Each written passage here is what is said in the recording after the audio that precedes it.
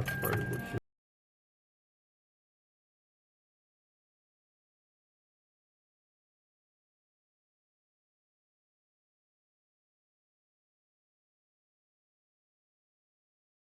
Or maybe in person, and you go out and you think that the date was really, really fun and really like the other person, and then they disappear. You want to figure out how you can get a second date. Good morning to Beatrice on the phone. Good morning. Good morning. Hi. Hi. So you met a guy named Fred.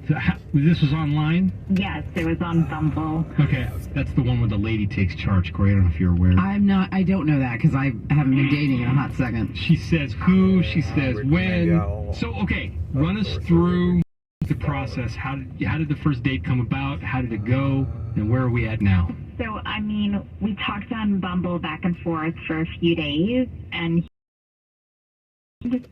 he has this amazing connection with a very cute dog. He owns a Labradoodle, so we talked about that a lot. Cute. Yeah, that's like my favorite breed of dog, so that was already a win for me. Sure. And yeah, just after talking, we decided to meet up for a drink in Pacifica, and that went really well. He did not bring his dog, but we still had like a lot to talk about. And we have a lot in common. Like, we like the same music, we like the same types of books.